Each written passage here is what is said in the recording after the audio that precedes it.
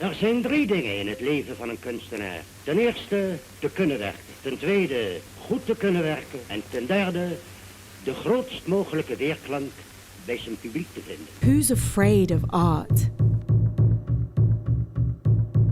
Tyrants and wannabe tyrants, so it seems. Artist Alexandra Skochelenko has been sentenced to 7 years in prison by St. Petersburg's invasion, spreading false information, disinformation. With autocracy growing, with tyrants on the roll, Balie brings together over 40 international artists, writers and thinkers during Forum on European Culture. We celebrate the subversive power of art and literature and curate works of opposition that preserve the histories autocrats want to erase and imagine the futures they fear. So my question is, Mr. President, what are you so afraid of? Art against the tyrants. Not for the faint-hearted.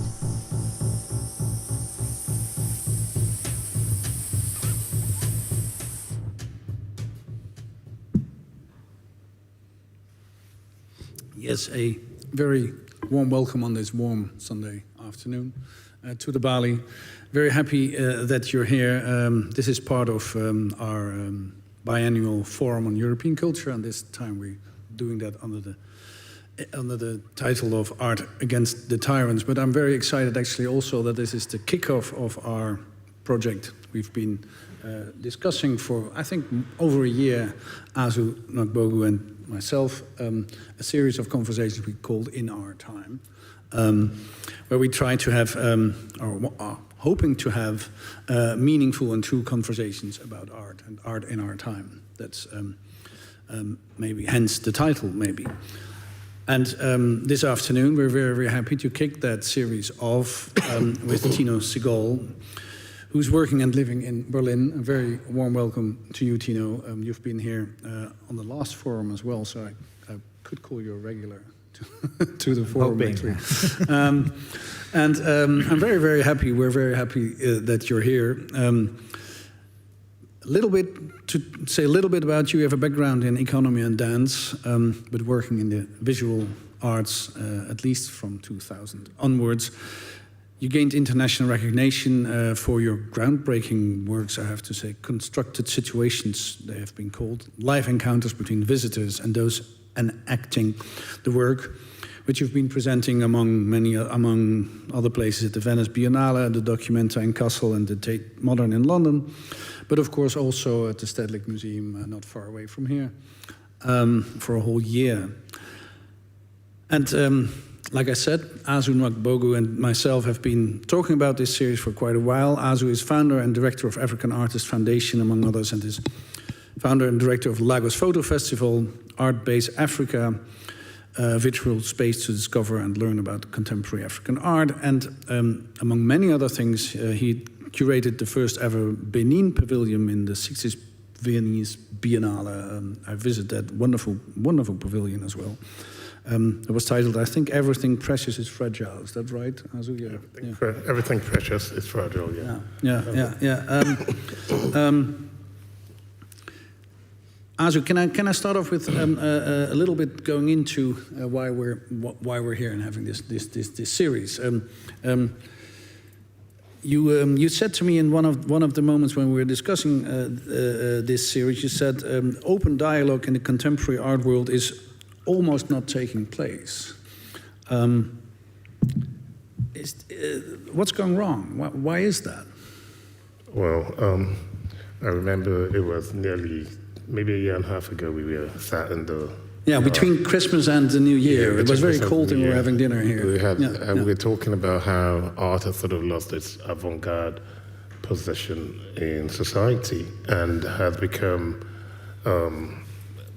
co-opted into the establishment. So it's become a very bourgeois sort of encounter or engagement that has lost, its ability to really transform and engage and speak to society. So we quickly thought, we can find a solution to it. How can we break these echo chambers and create opportunity for artists to really not just make work strictly for the market or for institutions that are interested in blockbusters, but to energize and catalyze, new ways of thinking and seeing and being in society, the way we grew up thinking about art.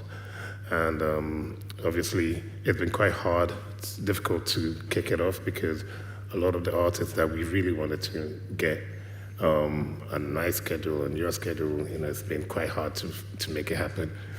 But very, very luckily, we were able to get Tino Sehgal, who is an artist I've admired for a very long time, and who's the perfect I think, artist to launch this conversation, because Tino's work dematerializes art, even though it is about dematerializes art in the sense that it's not, he doesn't make objects that are easy to go up into the system, even though he's, in our conversation, and I'll let him speak about it shortly, he's not against the commodification of art. And so I thought it was a very kind of beautiful bridge to think about an artist who does live art, but who's also very socially conscious about the role of art in society, to launch this platform with us. And so, yeah, it's very exciting to be here. Mm-hmm. Mm-hmm. And again, maybe what, in your opinion, went wrong in the past years with art? And then we let's see whether we can bounce it off. I think many things have gone wrong. One of the things that I'd say had gone wrong was it became about the product. It became about the finished article. The space for experimentation, for failures, for us to really be free with it, to be brave and courageous with art. Mm-hmm. We lost that because it all became about insurance and the packaging of this finished product that is to be consumed, co-opted into the system. And so I think that's the main thing. The art world and the art market sort of became too close and converged. And, in our time, the aim is to sort of disambiguate between the market and the world. Not that we are against the market, or not that we're not pretending to be, communists living in, Soviet Russia. But the idea is to think about how art can regain its energy as a voice and a way of shifting perspective and allowing this sort of, a convergence of ideas, One of the other things I'd say was this idea that art is really geo-specific, or, it's about these geographies and we need to bring these diverse voices without really thinking about what they're saying. It became a big problem. Virtue signaling in the art world became a big problem. I think that institutions in their hurry, this is a very Western approach, to fix things, to find a problem and to quickly fix it, They did not take the time, or they did not take the time to really analyze the problem and to fix it properly. So it's always about, we need more black artists, so, then they just start, mopping them up. We need more women, so let's get more women. So these sort of quick fixes led to sort of polarization of the discourse of art, and has created this sort of lack of energy, I'd say, in the way we engage, or the way we think about art. A lack of energy, that might be a very nice way of putting it, but friendly way of putting it. And you're saying institutions in a hurry to sort of fix problems. Historic problems, yes. Yeah. Among other. Tino, we were just having this conversation, and I think it might be good to start off exactly with the same question. You said, I have many answers to that. Maybe if I start with one bigger one, and then pass it on to you, Azu. You said, I said, I don't really understand what art is. And you said, I have answers to that. I can give you a few. And I thought, okay, that would be really reassuring in a series like these, because as a historian, as somebody who's actually quite far from the practice of art, I don't really understand what it is. Yeah, I mean, I also want to say, first of all, thank you for inviting me again. Yeah, wonderful. We are very privileged to be able to speak to both of you, and I also enjoyed listening to you, Azu, like what you just said. So I also want to respond to that, but like, yes, please. I mean, first of all, art. One answer is, which I can try to maybe say something to both of, also to what Azu said. Like, art is a notion which starts basically at the end of feudal society, no? And so basically, like, one way to understand art is like you have a ritual context in which, for example, a painting is part of a ritual decoration, if you want, or a ritual spiritual worshipping. For example, if you think of Fra Angelico, like Fra Angelico was not always a Fra Angelico, right? Fra Angelico was a depiction of the Annunciation. It was a thing for worship. Yeah. Later it became a Fra Angelico and it became relevant. When Fra Angelico painted it, it was not yet art in, let's say, a more narrow definition of art, right? Like, it was a painting, right? And so I would say that art essentially is a notion of bourgeois society. If you will look at the history, to use that work. So it's always been intertwined. That's why I would slightly disagree with you, Azu. It's always been intertwined with the market. Like, art starts when paintings, sculptures are movable. And then it has a lot to do with the history of individualization also, like the artist as the proto-individual, like kind of individualizing him or herself by writing their name on something that they made. Signing, which was not always practice, started at some point, like a few hundred years ago. And another definition of art would be, which relates to like, art is the refuge of the spiritual in a secular society. So as a secular society, like we have one, we're the first here in Western Europe, where, let's say, maybe the first society which wants to be secular. And part of being secular means to say, like, what exists is what we can see, what we can repeat and experiment, what we can smell, what we can listen to, but it's everything what we can't grasp with our senses is not part of what we define as real, right? So everything which is transcendent just gets cut off, So out of, let's say, existence, but then there's also a little bit of, like something, these things do exist. So like the art as a notion, let's say, was the kind of exile of the spiritual in a secularized way, in a secularized society, in a secular society. That would be another definition. But I think today, if I can say something towards you, Azu, like I think that art has lost its energy. I would agree for a number of reasons. I think that there are reasons from the inside and reasons from the outside. So I would agree with what you said from the inside, that there's other criteria than the artistic, which used your way of saying it was what is being said, right? That's the quintessential question of art. What is being said, also in relation to the history of what has been said before. Art is an inherently historical game, right? Like, which is unusual. That something so inherently historical, like sports, for example, is not historical. Like, if I play the same shot as Federer today, it's still a good shot, if it's a winner, like, whereas like in art, you cannot really do that.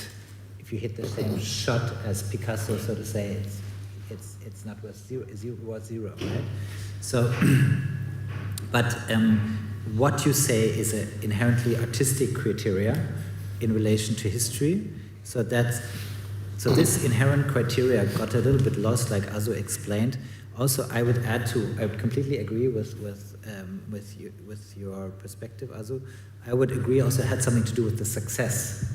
Any civilization, any organization, like my father worked for IBM, so that was a big organization which failed because of its own success. You know, empires, big organizations, sports teams, like you can go to every part of society. When something is very successful, it mostly believes that it's kind of omnipotent and will always be successful, and that's mostly at the beginning of the end. You know? So I think the inclusion of many other criteria, many internal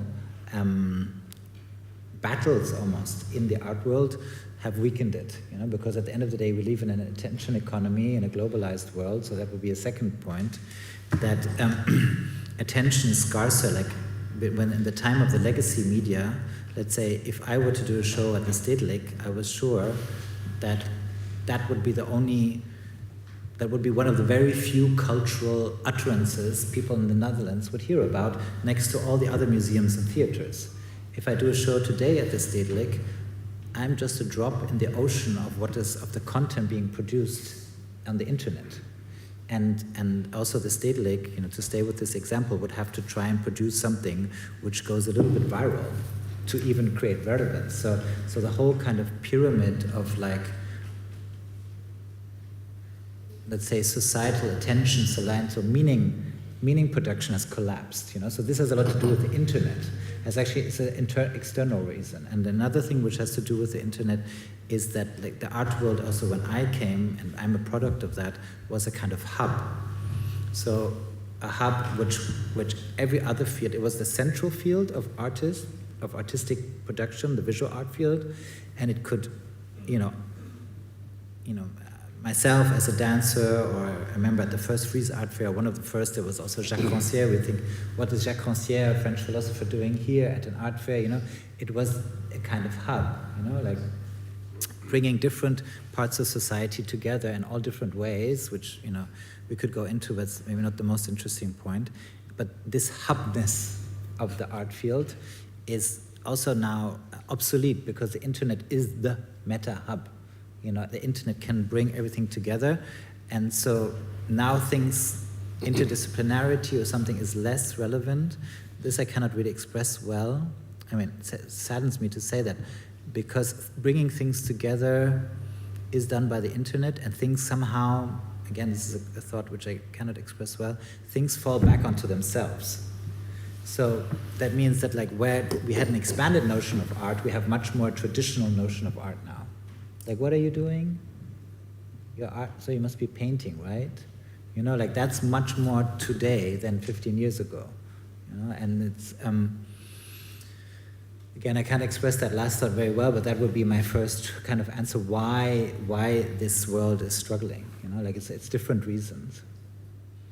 Well, you hinted an idea that is very prevalent and very vital to this conversation, which is presence, being present, which is also a very big toolkit, if you like, in your work. You know, the way your participants sort of navigate through space. Maybe you could think about how that sort of work encourages a new form of deceleration and engagement and being present, to, you know, to really think about, and to really be, especially in the post-COVID society, we really realize now that being present and being together, being in communion, is a very big part of human interaction and that socialization. There was one adjective you used, I should have stopped you in the moment, I didn't quite acoustically hear. Maybe before, so did you say the word society, a word before? Communion? Yeah, no, communion I heard. No. Anyway, we'll figure it out. Maybe someone recording can play it back. Yeah, I mean, I think this goes to the core of my work and the core of my interests, so I'm happy to have that question. I'm just wondering what is the best way to enter into this kind of... Well, maybe you can think about, you know, the work that I suppose most people here would have seen, these associations, and maybe that's an easy segue way to think about the conceptual underpinnings of that work. I think presence is the key, you know, like, and I think that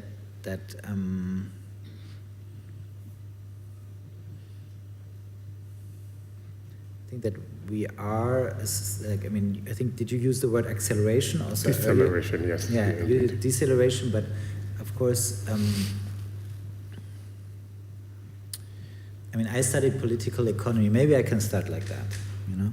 I studied political economy because, you know, I came out of the sustainability movement, and I was like wondering why does a society have to grow? Like, and why do market economies have to grow? And thank you, Yuri.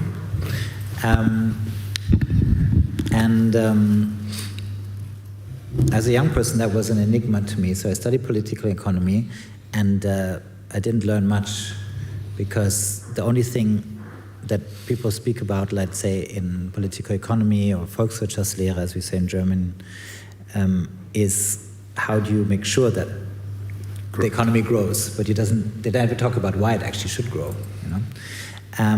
But eventually, it became clearer to me that in a somewhat simple way, there's more complicated ways of saying it, is that as we do things again and again, we get more efficient at doing them, and that technology is a big part of that. And so we can do things that we did last year, we can do them more effectively, and the resources of time, of labor, which open up, they have to be sustained. They have to have something to do, so they have to find new things to do. And that's this aspect of repetition is a key factor why societies or we haven't found another way of growing. Let's say if we would say, and maybe I can say it with the German sociologist Gerhard Schulze, you know, like he says, modernity can incorporate everything, you know, like it can incorporate the biggest, or if you want to use that word, capitalism can incorporate everything. If you have like an anti-capitalistic rant and people love it, it will become a very successful product, right? It can, and Schulze says, like you can incorporate everything. Everything can be incorporated apart the idea of arrival, right? So, like in our societies, without going into too much detail because I didn't explain it too well, but like it has to keep on moving. The economy has to keep on moving, like a bit like a hula hoop thing. Like for it to stay there, it has to keep on moving, and. The one thing how it moves and who moves it and why it moves, it doesn't really matter, but it has to keep on moving, right? And if you arrive, then the hula hoop ring falls, right? The whole thing tumbles. In another German sociologist, Hartmut Rosa, which I don't know if he's very known, the resonance guy, is he known in Netherlands? He calls it dynamic stabilization. So Western market economies, or now that's the model which is more or less followed in most parts of the world, right? They can only stabilize dynamically, which means only through growth, right? So what does this do as humans? We need that, let's say, in our system that we're in right now, but as humans, we're not built for that. We're not built for this, like, growing each year means like an exponential acceleration of goods being turned over, work being done. Technology, of course, plays a big role, which accelerates like digital technology, like communication technology.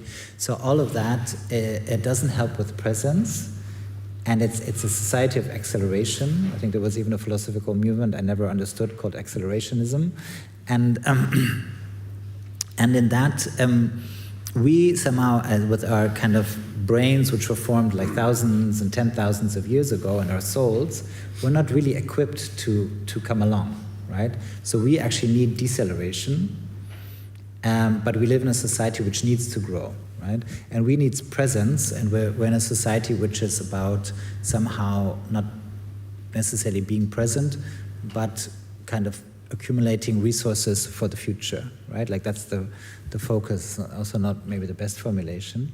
And so there's a tension there, right? And my work, I try to kind of inside, museums, which in my view are part of our, these museums start with industrial society, exactly the history of department stores and museums very intertwined.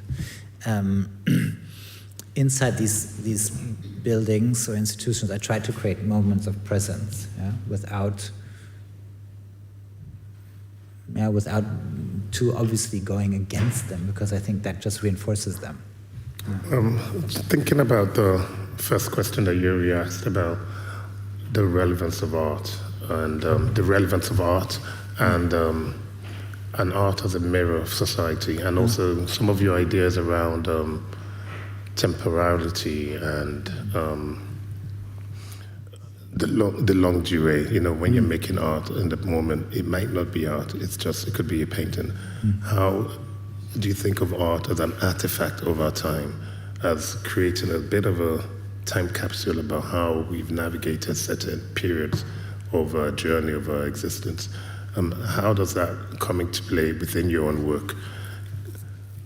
But there was one sentence I didn't understand acoustically. Before you said the thing about capsule of our time. A time capsule of our time. Yeah, what did you thinking say about before? art as a kind of time capsule of our time. Thinking about because you mentioned that when you're making art in a moment, it might not be art. It might not have the power, the agency. It might just be a painting or.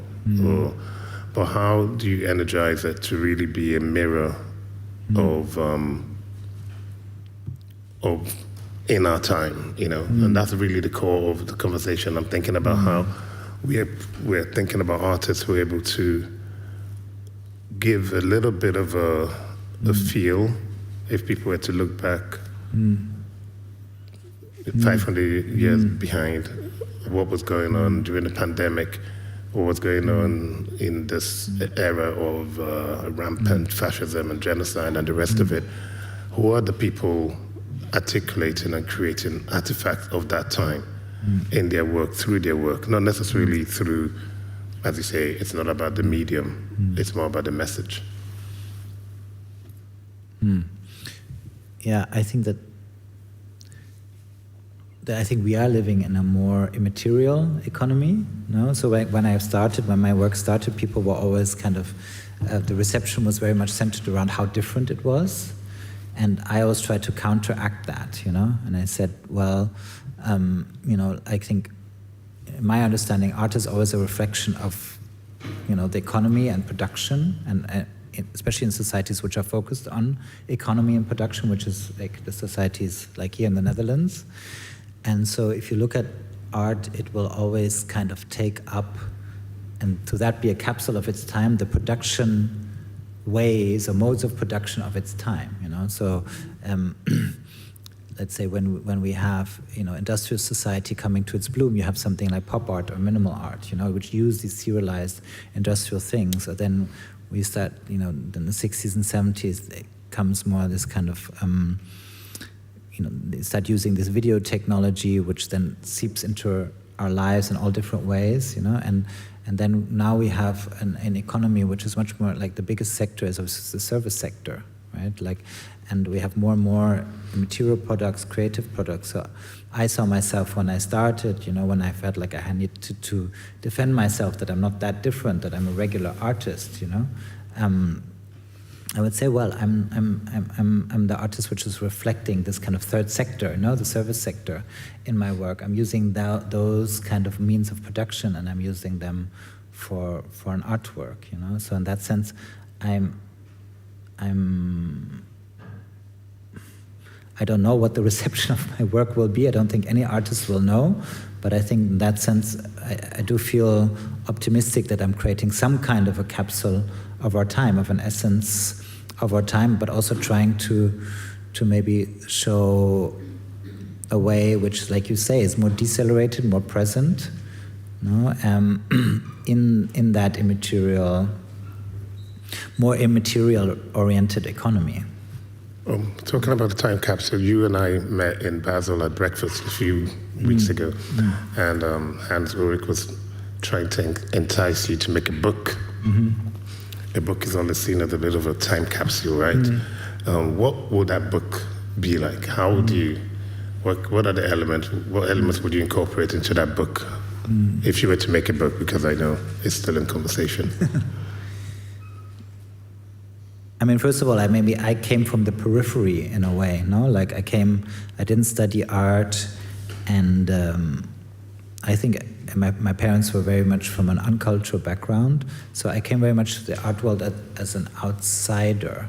Like I didn't have any introduction to it. My introduction was more through books, so that's why I was very focused on art history, because that's what you can read upon. And then I think what helped me was also skateboarding. So I was a skateboarder, and skateboarding means that like you use something in a different way that it was intended, like a handrail or something, no?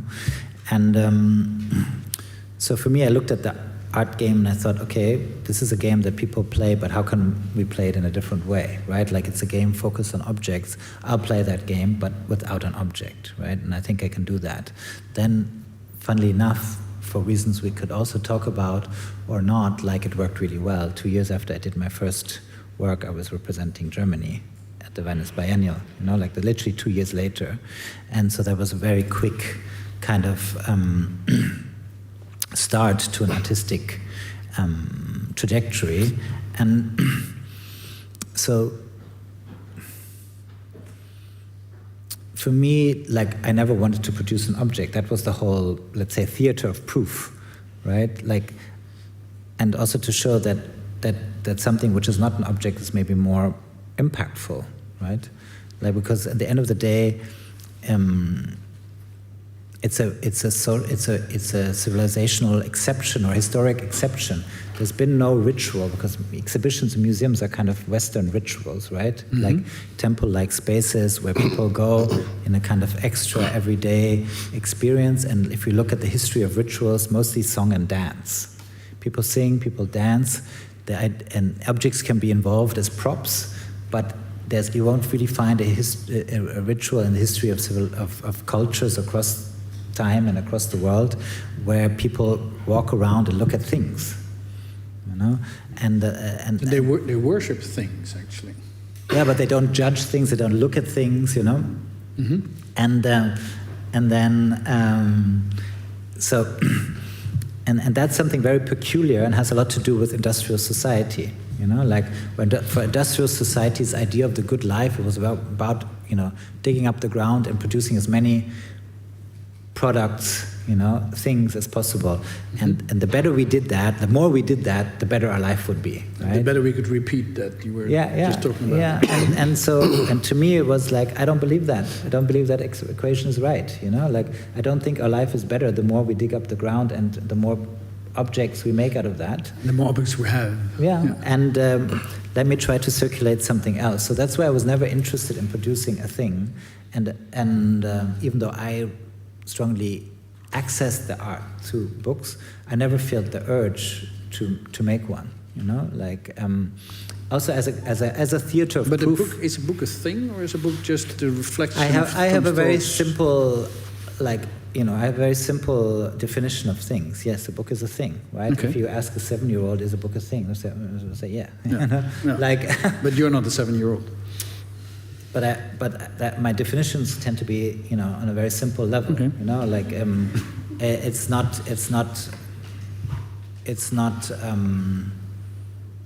Frankfurt School dialectics. The thing is itself, but it's also, no, that's not my tradition. So I never had this urge.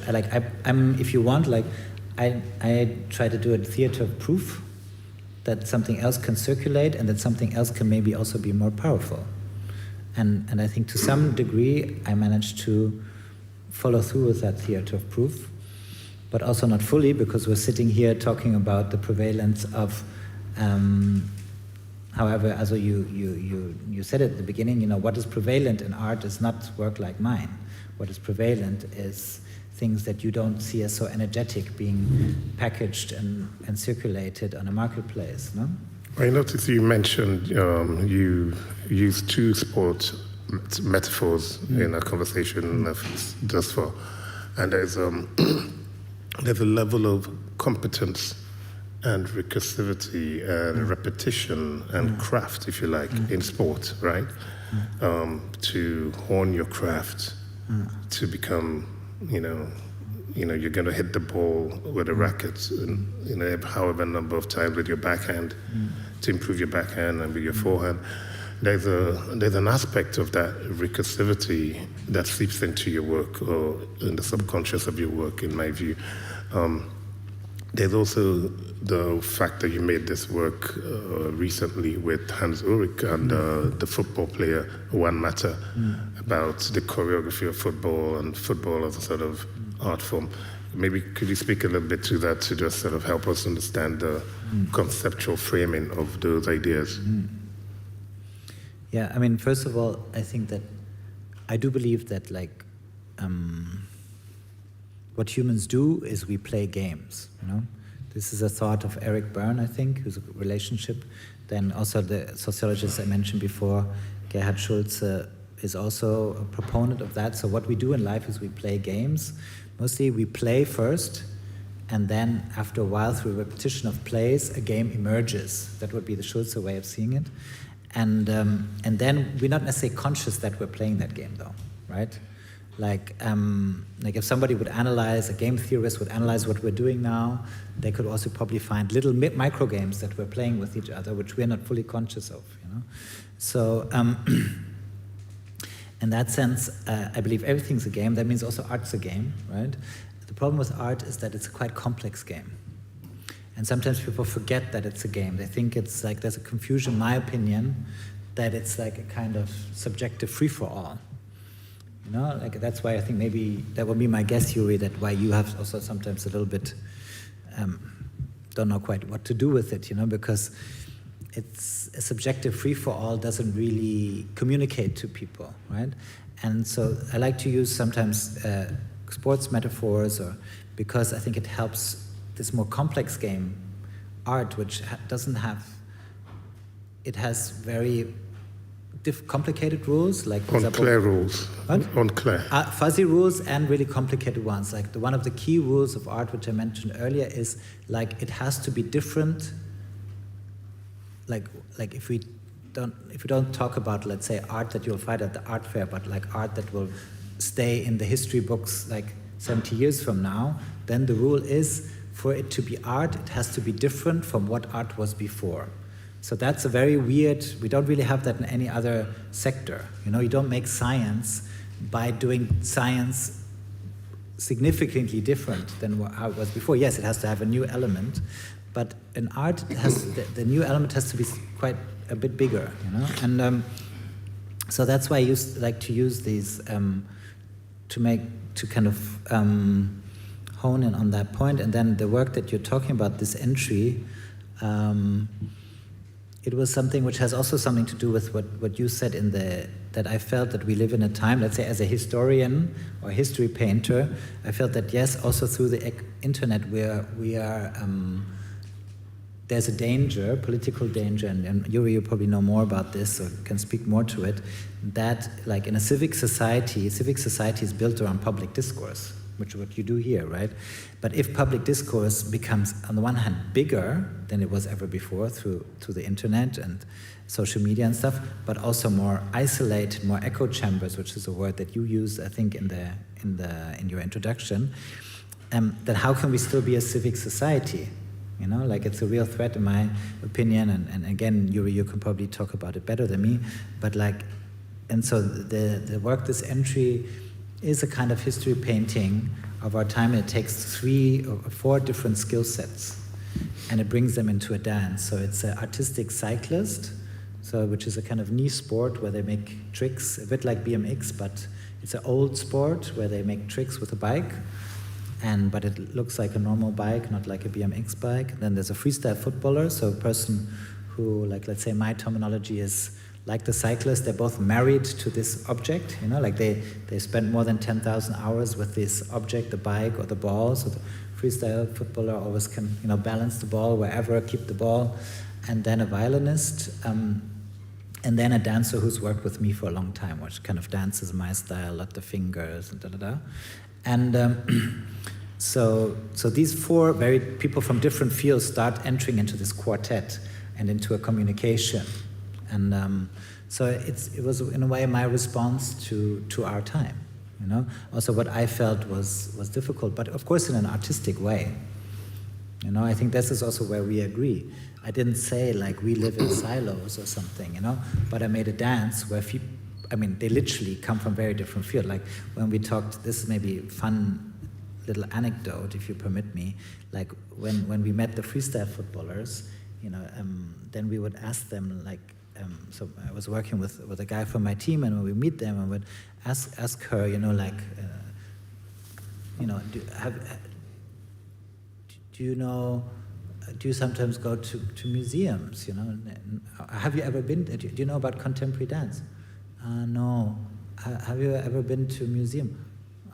Yeah, the technology museum, yeah.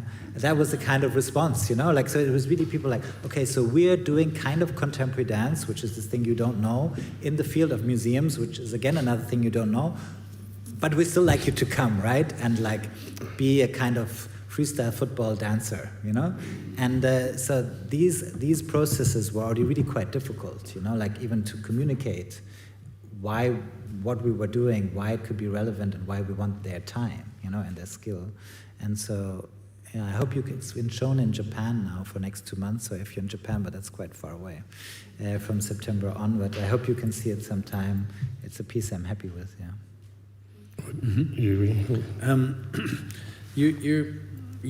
I found somewhere that you said that you can see your work as a political act and performing democracy. So I was wondering whether you would still sort of hold that true, and I was wondering, because the place to do that is a museum, but the museum sort of might be a place which is more and more sort of obsolete, or if it's you know, a legacy of the industrial society you just described, which is hooked on growth, or you know, it needs to be moving all the time. So where else, if it's still true that it's a political act, where else would it still be fitting to do that in a museum in the first place? And second, maybe where else would that be possible if not in a museum? I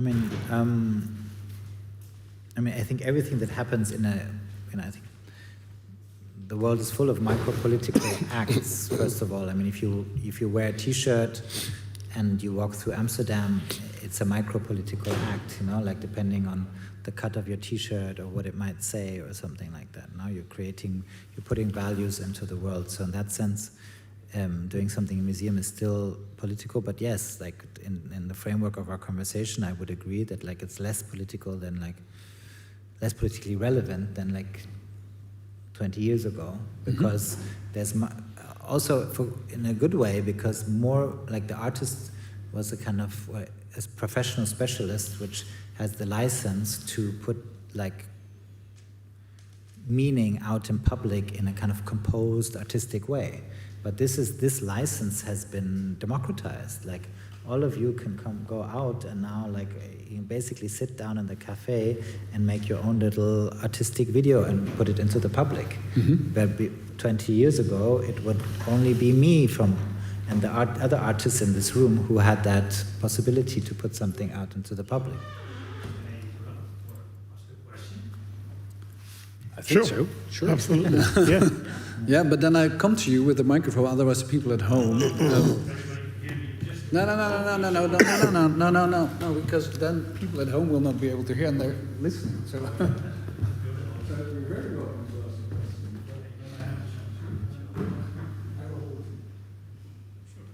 ask. Just a short question.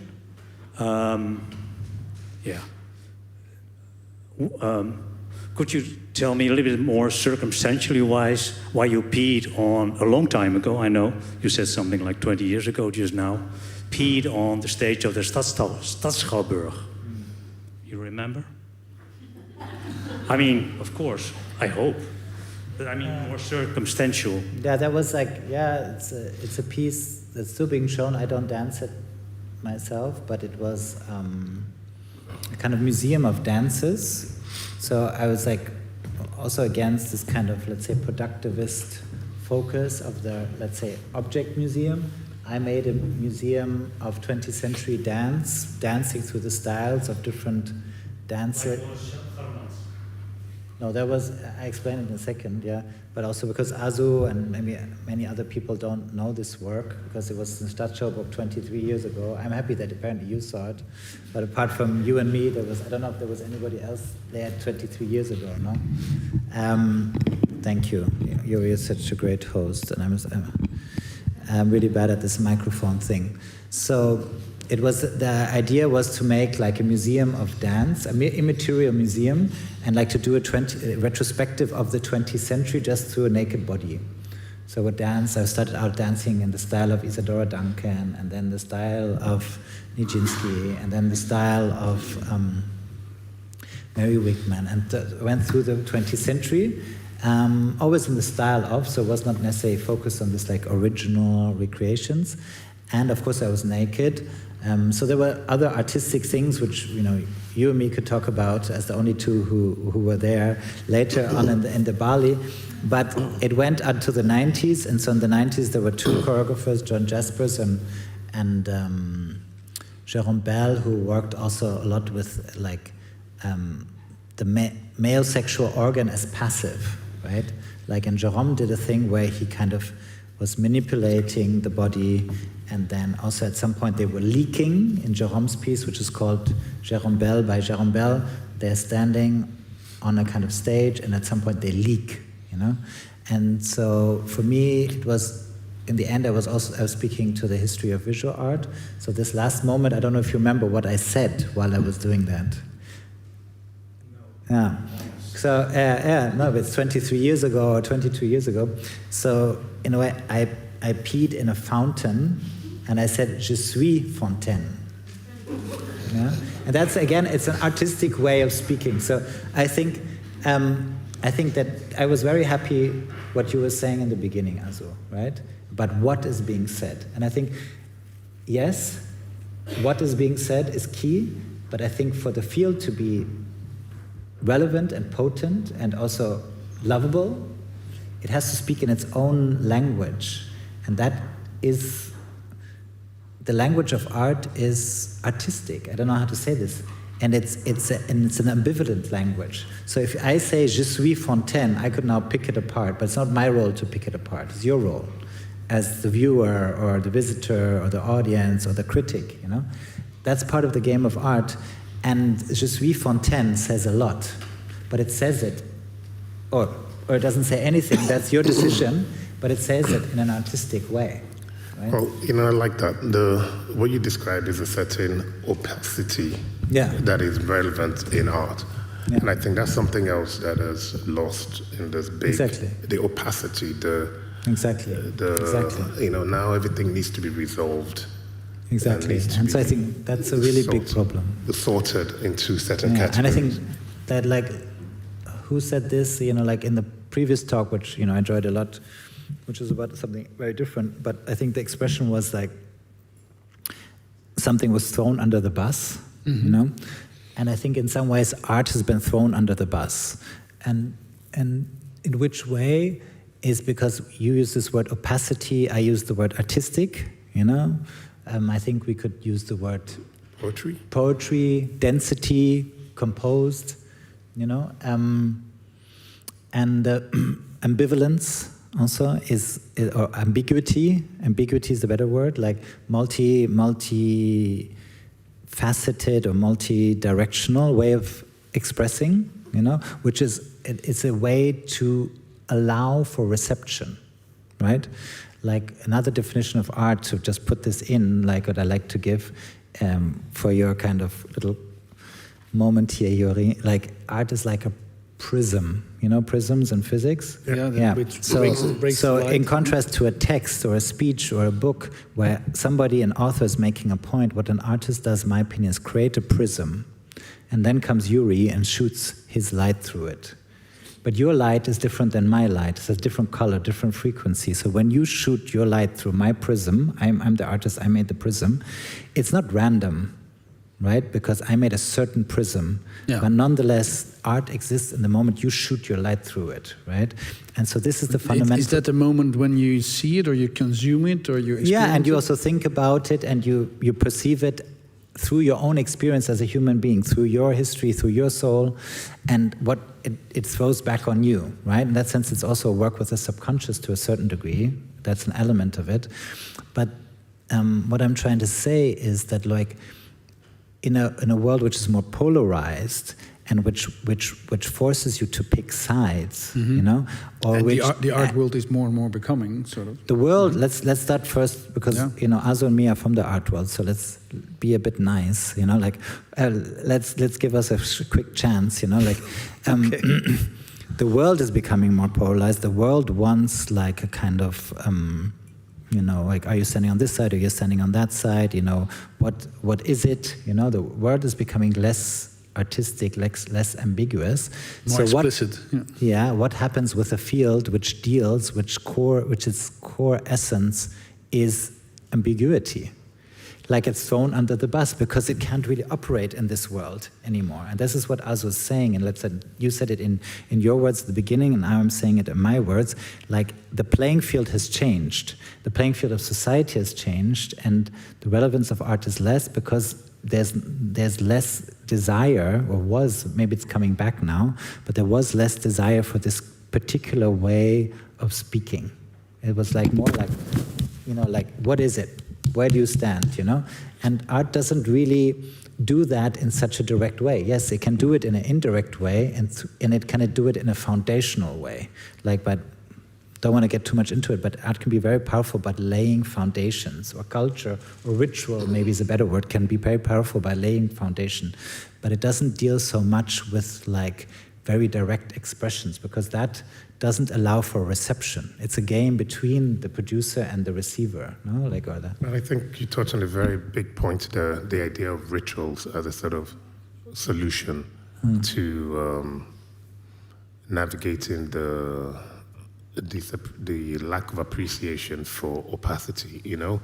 When you perform certain rituals, especially in indigenous cultures, there's a sort of acceptance that what we're doing does not necessarily make sense. We're not healing anything in the moment, but the communion, the coming together to perform this ritual, this almost live art. And I'm thinking of, you know, you could talk about constructive situations. Maybe if you think about the word, a twist in that term, rather than constructed situations, you think about a ritualistic space or gathering or a communion. It's a way to be more inclusive, if you like, so that the spectator and the observer, if you like, becomes a bit more, has an active role in participating. We shrink a bit more the distance between the observer who's standing on the outside and feels excluded, and the participants who are sort of shifting through the room. Yeah. I mean, yeah, that we have like so many balls in the air. I feel a bit like a juggler, but so it's difficult to which one to react. I think that one point would be, yes, like art is a ritual, but it's a Western, a ritual from this region, which originated in this region of the world, and now has been kind of is making its way through the world more and more, not everywhere, and not everywhere to the same extent, and you know, also of course changes, you know, when it arrives in new places, and so it's a Western, a bit rationalistic ritual of judgment, right? The participation in the art ritual is one of aesthetic judgment. You know, that's how you participate. Then not only aesthetic judgment, maybe, but judgment. But that, and then and then I think that another point that you're saying is that you know, that's something I'm busy with, like in some of my works, like this progress where you talk with these different generations as you're walking, that this difference between like a spectator, a viewer, and the work is comes a bit closer together, like in many rituals we know from other times and other places. But another thing is that nonetheless that the art ritual is maybe one of the most rationalistic and historical rituals that we have seen on this planet. Nonetheless, it has this ritualistic, you know, in the kind of associative meaning of the word. It has this subconscious. It has this side too. You know, although it tries to frame it, you know, through like, oh, this was this artist who did this, you know, and in that year, in that medium, you know, like nonetheless, it has this subconscious associative aspect. And now if you have a society which is becoming more and more rationalistic, this kind of quintessentially artistic or ritualistic aspect gets thrown under the bus. Yeah.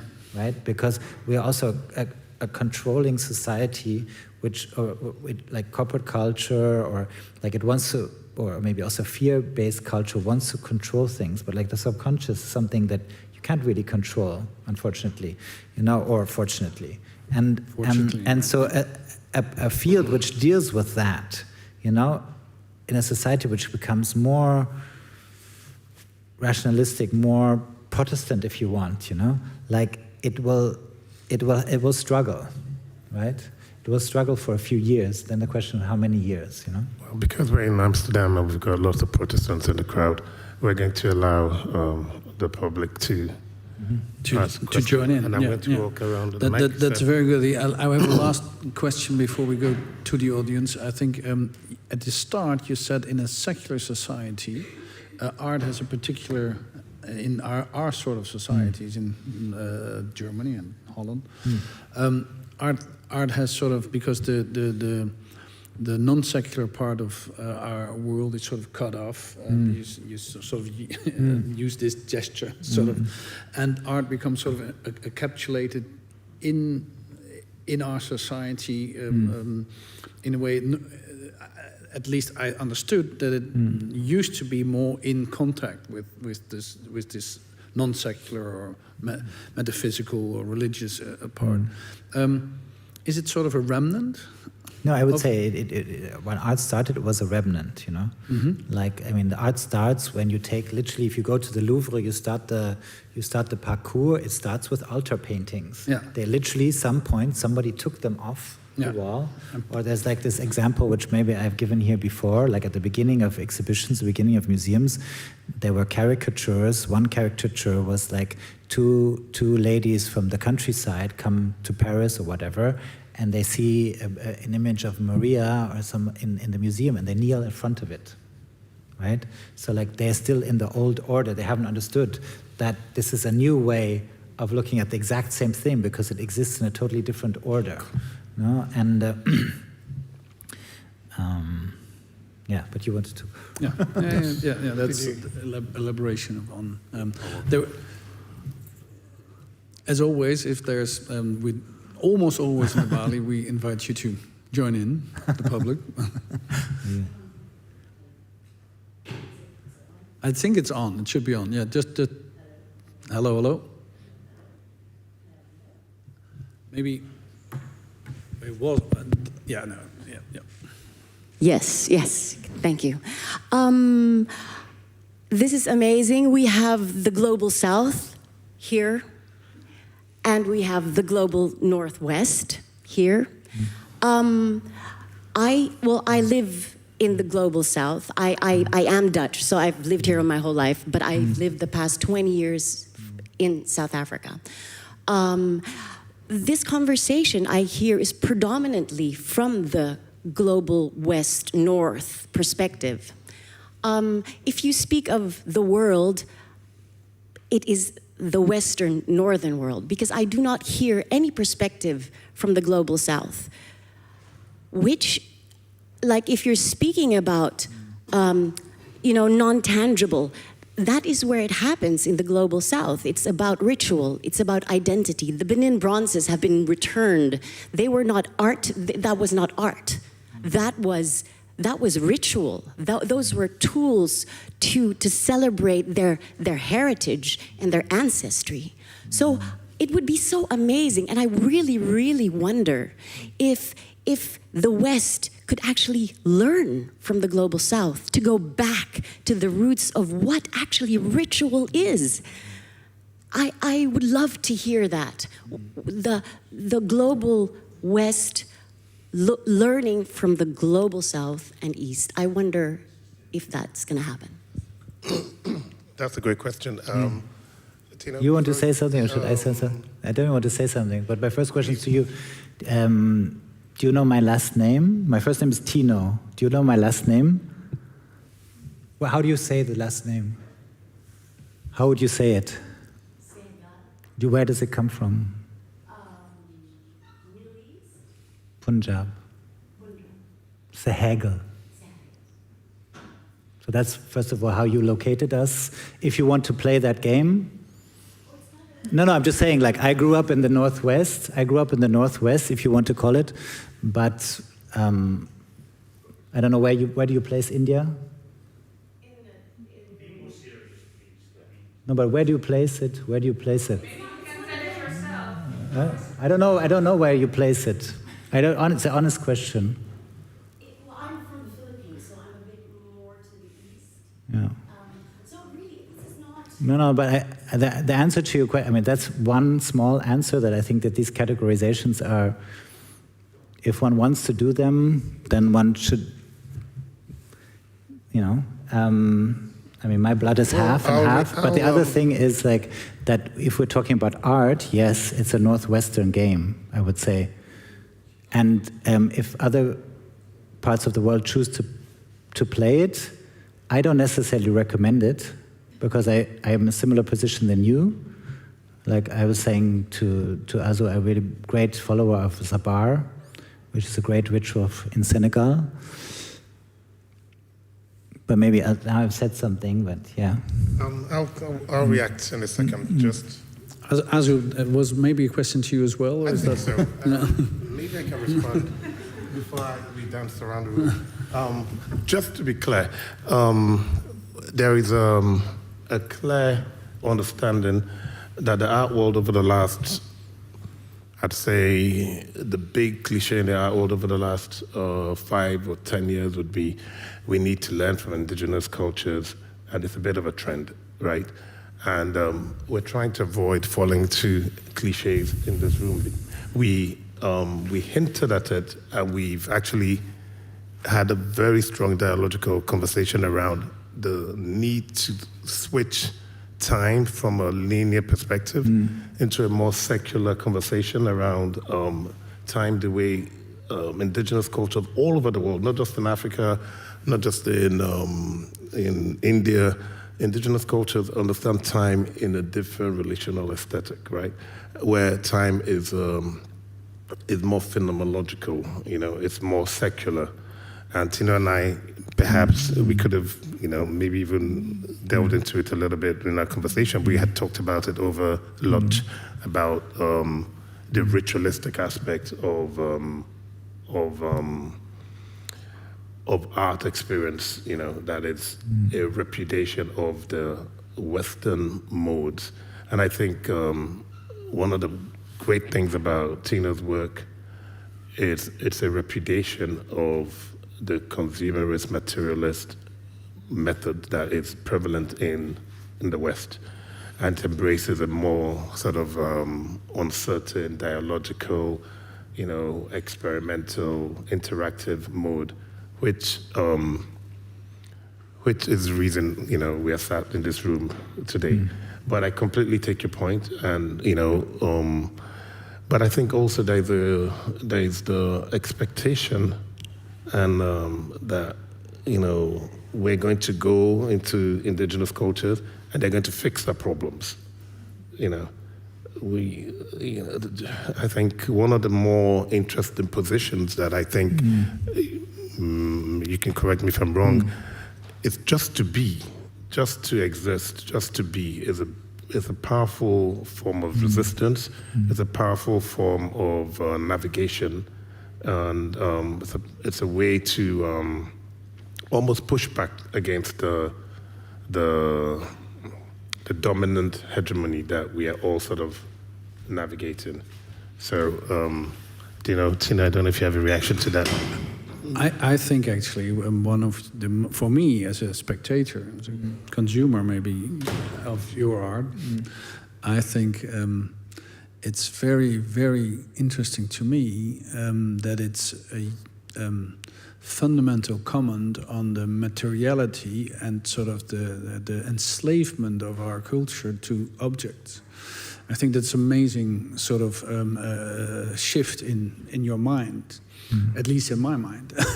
And I think that's in itself, you know, something which is a global thing. It's common to a global trend. I mean, more and more, but I think I still agree that like there's different cultures in the South, like tendentially, even though a lot of this kind of, let's say, what Yuri calls enslavement to object is kind of moving very rapidly throughout the world, you know, and I think that my work is an attempt to bring in, like Azu just explained, that other elements than this kind of modality into a ritual format of the Northwest. Right? And that's something I do think we can agree on historically, that it's something which originated in the Northern Hemisphere, this format of exhibition, which is like I was trying to explain earlier, is a highly rationalistic ritual where you go around and you look at things, you don't sing, you don't dance, you look at things, you enjoy them, you judge them in what Kant calls aesthetic judgment, right? And it's a game of history which Hegel loved, you know? Don't know, like the old debate between Quatremer de Quincy and Hegel, you know, for Quatremer, the museum was like a site of a loss of aesthetic quality, and for Hegel it was like, you know, a great liberation from a kind of more holistic society where we could take a distance and put things at their place in history and have a rational distance to them, you know. So it goes back in a way to this old kind of, which I'm sure many people are familiar here with, like these debates at the very beginning of what is a museum, you know. And I would be happy for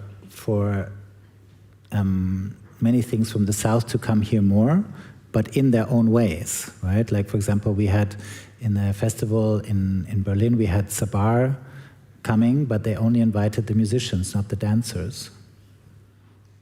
So I found that a bit difficult, you know, because the Sabar is a ritual which is like the dancers are conducting the musicians, right? And then it was done on a kind of stage. So these foundational categories which float around, like they're not so conscious, but to put something on a stage is something very different than to create a circle where, you know, people are sitting around in a circle, putting the energy into the middle, and one person stands up and dances while conducting the musicians, telling them in the dance what to do, you know. So if you extract that, which is like the Northwestern mode, is like one good way of saying it is extracting, right? And also maybe want to mention Lieselotte, because now you're engaging in Lieselotte's piece. Where's Lieselotte? Oh yeah, there she is. But did that make sense to you? That question on I applaud you for going to the maximum in what you materialize the artwork. Is sort of commodity critique as the form of capitalist mode of production. Still, if you reference to the service as some sort of replacement for artistic work, or artistic work related to the element of service work, that is also part of capitalist mode of production, and in a sense it's how capitalism has evolved, which kept also the other modes of production still intact, but on geographically different locations. We are going into the north-south discussion, but it's also east-west, I think. So it's not the goal, the game of, it's also a game, like Adorno is speaking about the artwork as the ultimate commodity. Is that not also an end game, in a sense, on how we can escape the art world and have to go into different discussions or different dialogical modes or modes of organization or meeting or encounter, rather than sticking to the art object? And can we help transcend this thing finally? Should I say something? Yeah, I mean, like I was never in this kind of Marxist or Frankfurt School kind of thinking. so I didn't really have a problem with things circulating on the market, even though it was read as that, right? Nonetheless, I would agree with you that, like, in a sense, it's maybe more interesting to look outside of art, because art in itself is part of, let's say, a kind of hesitating to, but a kind of like social formation or system which is focused on weak bonds, right? Like you can look at an artwork, you can look for 2 seconds, you can look for 2 hours, you can just move on. You know, it's a weak bond. It doesn't try to create a strong bond. You know, like if I go to a sabar ritual, like I'm sitting in a circle, I can't easily leave, and maybe don't want to easily leave. It's like it's a profound experience. Or maybe even if I kneel in a Catholic church, I stay for an hour at least. It can also be like it's a stronger bond, you know. Like it's and I think the weak bonds were liberation, literally, you know, from the rigid, strong bonds of feudal and traditional societies, and that's why we created lots of systems or sites for weak bonds. But I think today we've gone so far in this process that we're looking for stronger bonds again, you know. So I think that to think of new sites, which I also couldn't like say, but for example, something we were discussing with friends is the format of the workshop. When I started the workshop, this is just a random example and maybe not helpful, but when I started, art was seen as something very kind of profound and important, you know, whereas today, if you think about it, like if people walk past, you know, painting for 2 seconds, what is really the impact, you know? And a workshop was seen as something that an artist would do, you know, on the side, which was not really the real thing and stuff like that. And maybe today, but the workshop is a site of strong bonds. You know, you meet for a few hours or a few days, you go into something consensually, you say like we all want to focus on this now, so you're creating stronger bonds, you know? So maybe a workshop today is more interesting than artwork, yes, you know, like, and maybe we can think of other formats which are more interesting, and maybe that's also a bit what the Balie is about or Yuri is doing, I don't know, you know, but yes, it's a site of weak bonds. Mm-hmm. Maybe also in line with the former question. So what, to your opinion, is then the end goal of this Northwestern game? Huh? What is, to your opinion, then the end goal of this Northwestern game that we're playing? I mean,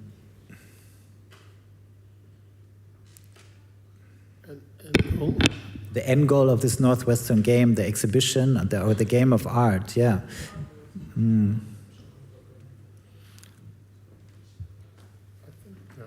I think it's something which it's not my place to judge this, but let's say, do I think it's a good thing that it's spreading all over the globe? Should it be spreading over the globe?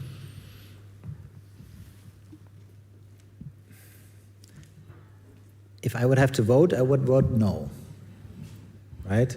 Even if I work in this field.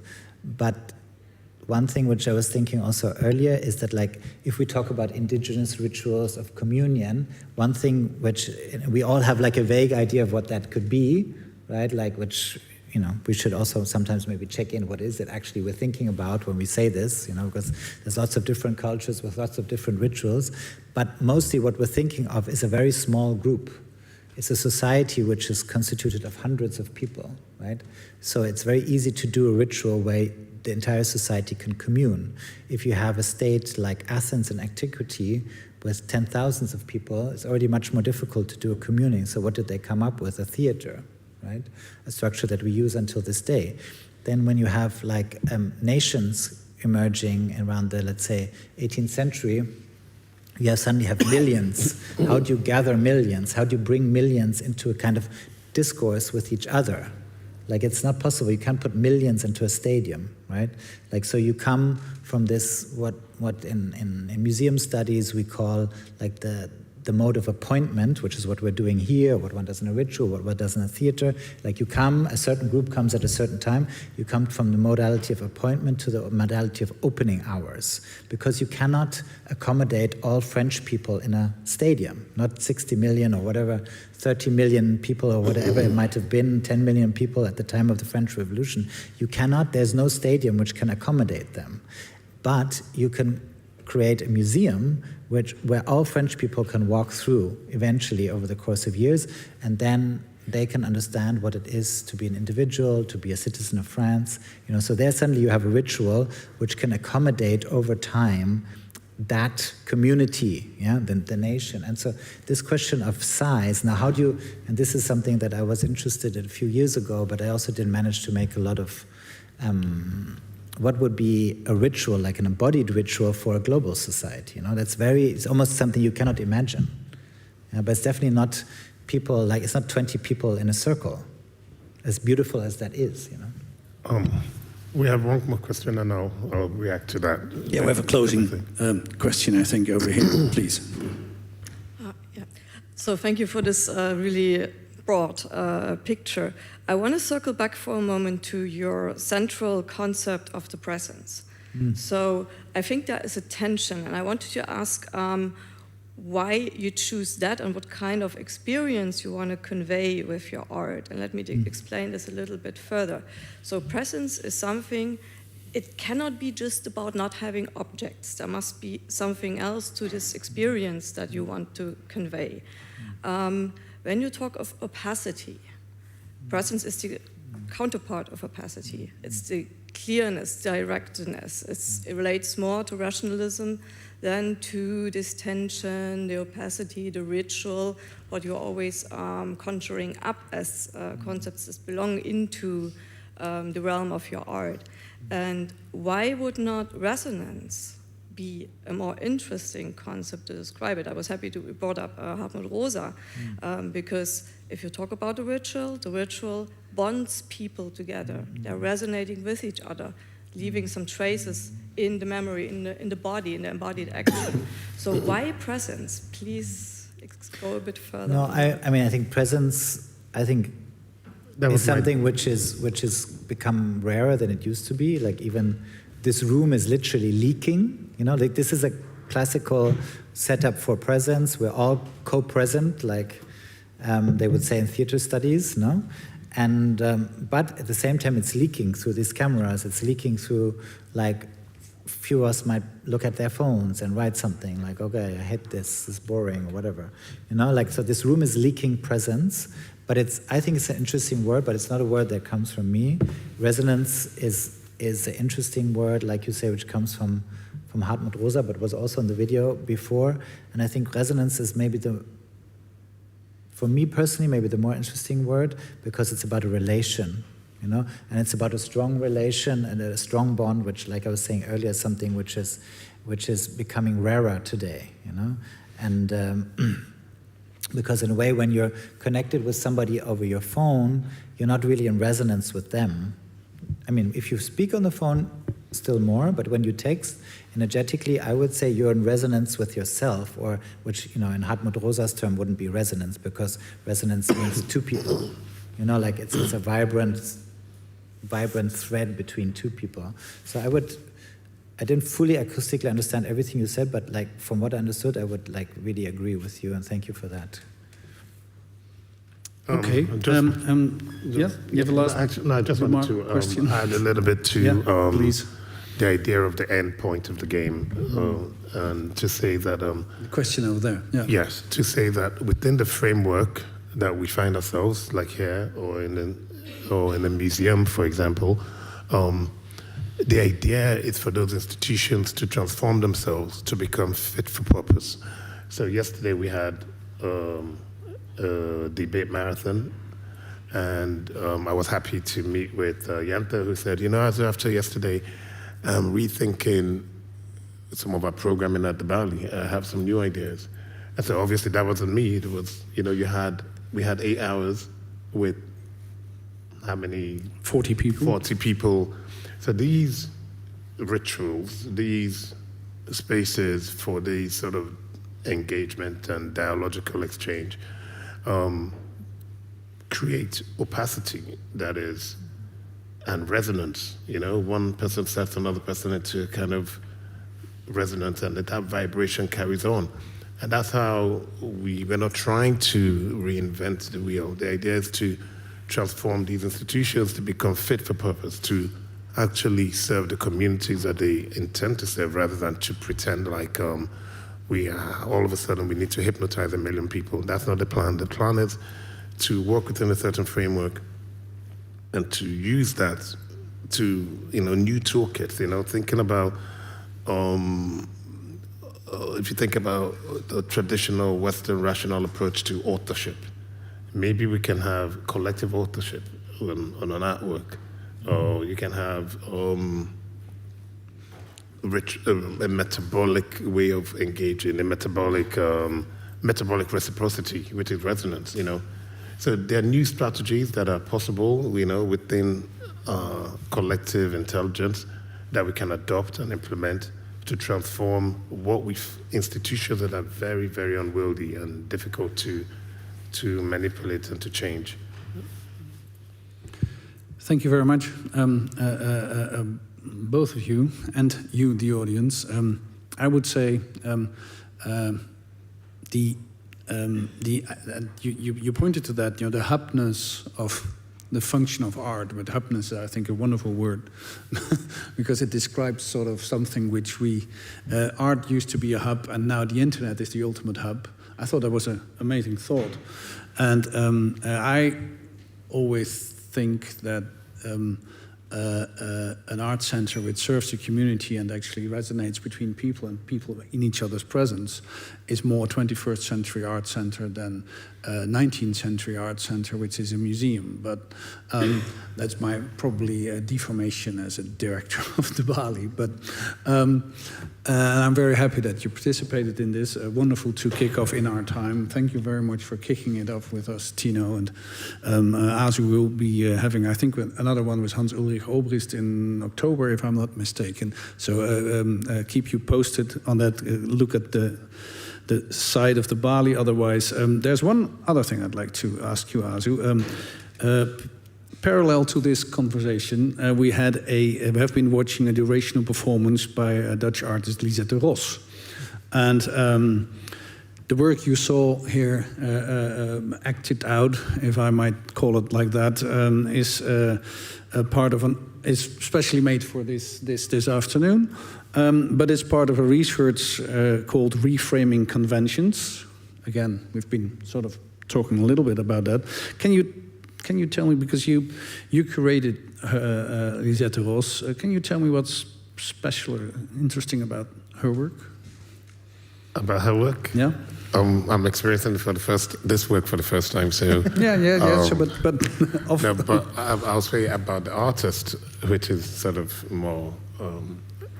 I think that, again, talking about this opacity that I find to be really interesting, I find that an artist, it's a very common cliche to talk about, research-based work. I think, in my time working with Lisette before now, the conversations we've had have always been profound and always been thoughtful. And so I thought, if we're going to have a conversation about a new relational aesthetic and something that is oscillating and vibrating in a new way, in a way that is unpredictable, I thought it would be fun, to introduce. Looks fun, right? Fun, yeah. To introduce something that would break, the sort of the way we always engage in these spaces. Also, there's a profundity to the work that I think is really important. I think borrowing a little bit from Tino's radical thinking, constructed situations. I thought we can construct the situation together with the audience, and just be. Yeah, because I loved it. I'm here now for 15 years. We never ever put the chairs up. I'm a bit disappointed that nobody actually took this chair. None of you did. I was thinking Lisette was going to come here now. But anyhow, maybe that's for another time. Tino Sehgal, I cannot tell you how happy I am to be talking about these things with you. Thank you very much. I would say give a lot of applause to Azu Nwagbogu, to Lisette Ros, Marlijn Geurts, the editor of the Balie, who put this together, and Tino Sehgal. Thank you very much.